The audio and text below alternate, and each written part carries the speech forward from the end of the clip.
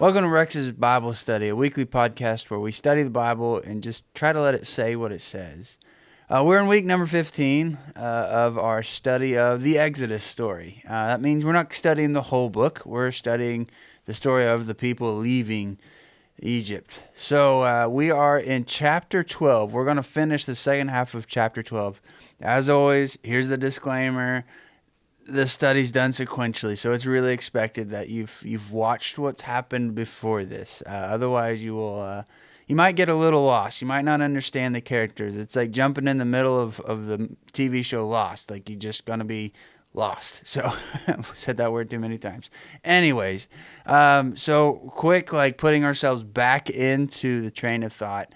Last week we saw the Passover festival being held for the first time. They wouldn't have considered it a festival. It was actually the Passover event itself as far as the meal goes.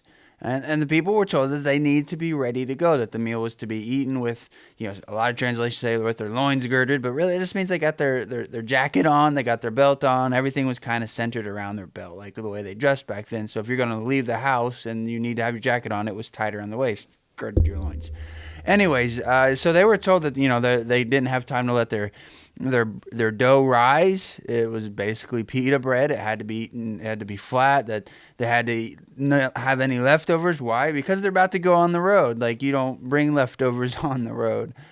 You bring the things you're going to eat on the road, and leftovers spoil. So the stage is set for the final plague. And so we're going to go ahead and read verses 29 through 50 of chapter 12, and then we'll break it down.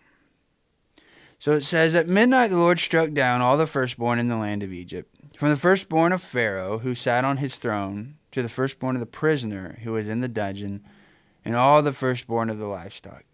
Pharaoh arose in the night, he and all his officials and all the Egyptians, and there was a loud cry in Egypt, for there was not a house without someone dead. Then he summoned Moses and Aaron in the night and said, 'Rise up, go away from my people, both you and the Israelites. Go, serve the Lord as you said. Take your flocks and your herds, and as you said, and be gone, and ask a blessing for me too.' The Egyptians urged the people to hasten their departure for the land, for they said, 'We shall all be dead.' And so the people took their dough before it was leavened, with their kneading bowls wrapped up in their cloaks on their shoulders.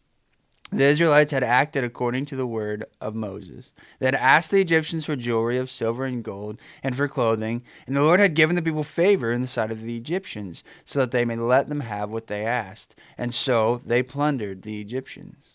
The Israelites journeyed from Ramses to Succoth, about 600,000 men on foot, besides little ones. A mixed crowd also went up with them, and livestock in great numbers, both flocks and herds. They baked unleavened cakes of the dough that they had brought out of Egypt. It was not leavened because they were driven out of Egypt and could not wait, nor had they prepared any provisions for themselves. The time that the Israelites had lived in Egypt was 430 years. At the end of the 430 years, on that very day, all the companies of the Lord went out from the land of Egypt. That was for the Lord a night of vigil, to bring them out of the land of Egypt. That same night is a vigil to be kept for the Lord by all the Israelites throughout their generations. The Lord said to Moses and Aaron, 'This is the ordinance for the Passover. No foreigner shall eat of it, but any slave who has been purchased may eat of it after he has been circumcised. No bound or hired servant may eat of it. It shall be eaten in one house. You shall not take any of the animal outside of the house, and you shall not break any of its bones. The whole congregation of Israel shall do this. If an alien who resides with you wants to celebrate the Passover to the Lord, all his males shall be circumcised. Then he may draw near to celebrate it. He shall be regarded as a native of the land, but no uncircumcised person shall eat of it. There shall be one law for the native born and for the alien who resides among you." All the Israelites did just as the Lord had commanded Moses and Aaron. That very day the Lord brought the Israelites out of the land of Egypt, company by company. So we see some pretty significant things happen there.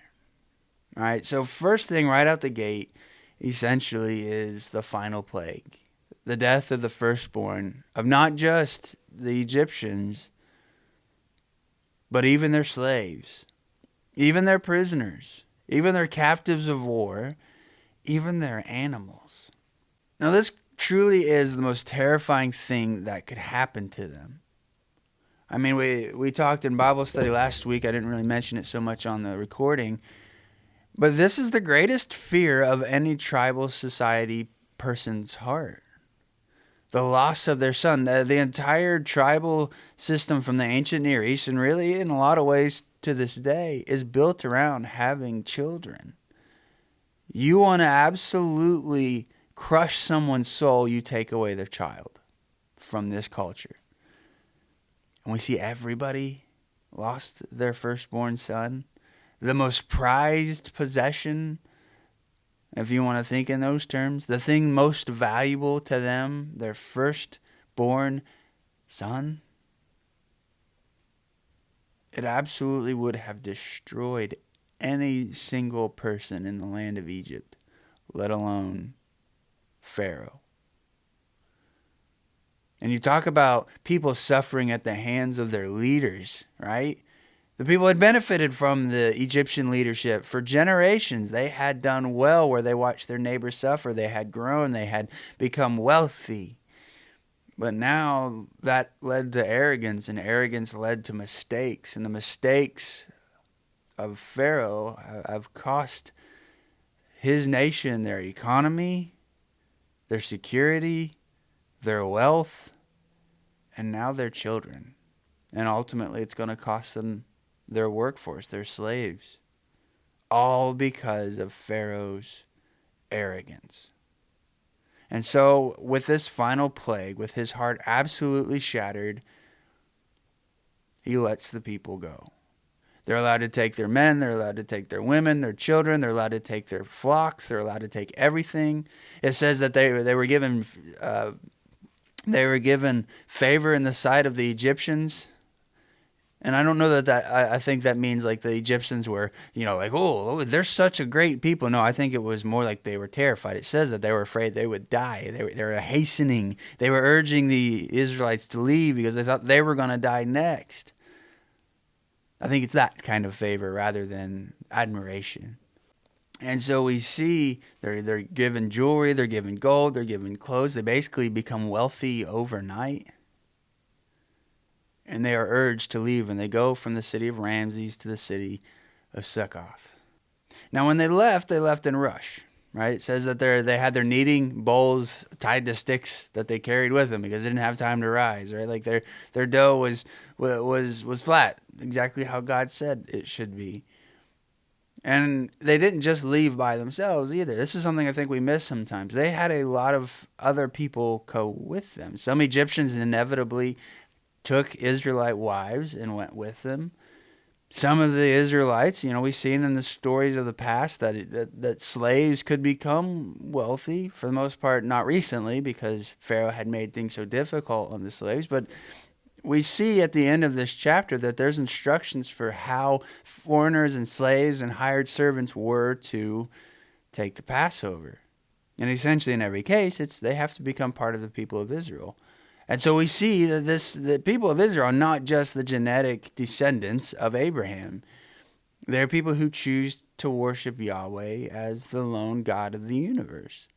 And they oblige themselves through certain ceremonies and rituals, which become a big part of the New Testament discussion of, do we have to still partake of those rituals and those ceremonies to become part of the people of God, to which the entire New Testament as one voice shouts, absolutely not. No, you do not have to become Jewish to become a Christian, to become part of the people of God. And so the people are finally set free. They're on their way. Now, the story is like 3,500 years old, so there's not really any spoilers I can give you, but Pharaoh changes his mind again, but this time it has very, very dire consequences. So they're not out of the woods yet, right? But as they leave, we see something that causes a lot of people to scratch their heads, right? It's the number 600,000. Now, at first glance, you think, okay, 600,000 men, that might be feasible. That would be a lot of men for this time in history. We're talking late Bronze Age, right? This is 1,500 years at least before the Romans even, right? So like that's a long time. This is early history. I mean, 600,000 men would be a lot because when you think about it, you extrapolate. Okay, let's say 600,000 men on average each had one wife, or there was one woman for every man. Okay, now we've doubled it to 1.8 million people. All right, let's say that each one averages out to having one kid. Well, now you're at 22.4 million people. And this was a tribal society, so people didn't just have one kid; they had multiple, as many kids as they could. So, we're talking 2 to 3 million people. That number is a problem. The Bible itself disagrees with it. I would put them as populous or more populous than the Egyptians themselves. And we do have evidence of cultures like this existing where you have a ruling class that oppress and control a much larger population-wise, lesser slave class. I mean, look at the Helots from Sparta. That's probably the most famous one. The whole reason Sparta was so good at fighting and military exercises was because their entire society was built around controlling a slave population that definitely dwarfed the Spartan population. I can't give you an exact ratio, but that was why Sparta had to be militaristic, because the slaves outnumbered them and therefore they had to be able to control them. And we see other cultures like that have existed. There's no evidence of that in Egypt, right? So there's no evidence that Egypt had to control this population that was as big or bigger than theirs through sheer force. That doesn't exist, right? So that's a problem. Then we see the problem of Deuteronomy 7:1, right? It says that when the Lord your God brings you into the land that you are about to enter and occupy, and he clears away the nations before you, the Hittites, the Girgashites, the Amorites, the Canaanites, the Perizzites, the Hivites, and the Jebusites, here's the problem: 7 nations more numerous and mightier than you. Now the problem isn't that 7 nations existed that were bigger in population and were mightier.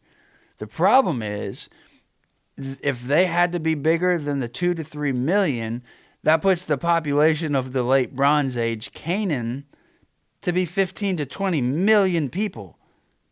That's more than currently live there in the modern age, where they've greened the deserts and can provide for more people than ever. You see how 600,000 men to 2 to 3 million people, it's not a realistic number. And if we look at the archaeological evidence, there's evidence of maybe 1 million people living in Canaan during this time. And then we go forward to the book of Numbers. Numbers chapter 1 is a census from about this time. And if you add all that up and you look at the factor in the 22,000 Levites and all that, I encourage you to go read it. The average woman would have had to give birth to 27 boys, not including women. It's a problem, right? So if the Bible has a problem, that means we need to step back and try to look at it, because the Bible is supposed to make sense, right? It was inspired by God, written by man through their lens, their understanding of the worldview, and that means things may not work the way that we understand them to mean. We have to get that through our head, that we live post the Age of Enlightenment. The Age of Enlightenment taught the Western world we need to be scientifically accurate. We need to be able to prove everything. We need to be able to validate everything. The Western mind does not leave room for mysteries and things not being taken literal when it comes to numbers and documentation. That is not the worldview of the writers of the Bible. Across all those several thousand years of people writing the Bible, being inspired in God and writing down his words through their worldview, that wasn't their worldview. Enlightenment happened in the 1700s AD, right? So we're talking a long, long, long time after, especially this is written. And so the worldview that these writers have, it can change the way they use numbers, right? Numbers in the Bible. We studied Revelation on here. we see that John's worldview of numbers and the way numbers work in that book are not meant to be taken the same way we would tend to use numbers and documentation. And so we have several solutions that we can go back and try to look at their worldview and see if this makes sense, with the understanding that the whole point is a message is being communicated here, right? We have the Bible we're supposed to have. God has given it to us through the ages. There is a message within its pages that is to be communicated. And if that means we have to step back and look at it through somebody else's worldview, the original author and audience's worldview, to understand it, well, then we should try to do that, right? We shouldn't try to force our worldview on it, because we'll come to some wrong conclusions, or we'll think the Bible's wrong, and neither are what we should be doing. So let's look at the possible solutions. The first one is to just throw our head in the sand and take these numbers literally and just ignore all the evidence. You can do that. Free country. I would strongly urge against it, but the numbers don't add up even within the Bible itself. Okay? The other options are we take these numbers not literally. And there's several very realistic and historically accurate reasons for the author to have made these numbers exaggerated. The first one is that the author's intent, Moses was trying to communicate that God was fulfilling his promise to Abraham. You know, God promised Abraham that his descendants would be more than the stars in the sky or the sand on the beach. So maybe he's trying to communicate that, and that is perfectly viable for this literature from this time and age. Or maybe it was to be rhetorical, to show that there is a massive thing God is doing. God is building a people, and his people are going to be a great people. That's actually, we have a lot of evidences of that. Probably the most famous is the Kurta epic from the Ugaritic people, from the city of Ugarit, right? One of the oldest cities in history. In that epic, Kurta, he leads an army of 3 million people. There weren't 3 million people in all of the ancient Middle East at that point, right? So it's there to help emphasize the message being communicated. It's rhetorical, right? Another option is that the word for thousand, it's elep, E-L-E-P, transliterated, that it has different meanings than just 1,000. And again, these are all, we have evidence and examples of these, that elep can mean military units. We have other examples where 1,000 is meant to show a military unit, not a literal 1,000 men. So 600,000 men would just be 600 units, which would be roughly 6,000 men. Okay, that makes things a little bit more realistic. Or Dr. Goldengay, he cites that elep is used in other places to represent a family, not a literal 1,000 people. And so you would take it to mean 600 families, and this would be big extended families, not just the nuclear family as we define it, but, cousins and uncles and aunts and second and third cousins and everybody all under the one patriarch like that. That would be considered an elep in other cases. And so the point here is that we have to look at what message is being communicated, not how does our Western world define this exact number, right? The book of Exodus and the Bible in general is not historical documentation for the most part, and it's not a science textbook. It's not meant to be either one of those. And if you go into it with an expectation that it's historical documentation or a science textbook, you're either A, gonna think it's absolutely wrong and just a complete lie. Why would anybody believe this? That's probably the most common view. Or B, you're gonna miss the message that God's trying to communicate here. And the message here is very simple: that God is the sovereign, all-powerful, indisputable ruler of the universe. He cares about his people enough to act terrifyingly powerful ways on their behalf, and no one can get in his way.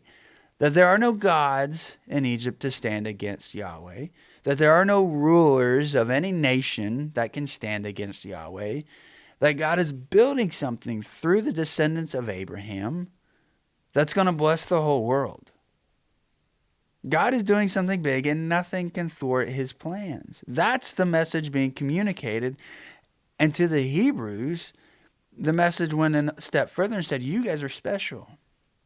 You are special. God has done something so crazy and terrifying and powerful and incredible and awesome. And I mean that, like, don't think of awesome in the overused sense of the word, but in the sense of it's just awesome. Stand in awe of it. That's the God who is acting, and nothing can thwart what he is doing. That's the message being communicated. And so whether it's an exaggerated number or it means either families or military units, that's not the point. The point is God is doing something, and the world better take notice of it. Because ultimately, what he did through this people would lead to kings and nations and exiles and a people that produced Jesus. That this is the people that God ultimately chose to walk into, to put on flesh, be a part of physically, and save the whole world. It all comes back to this.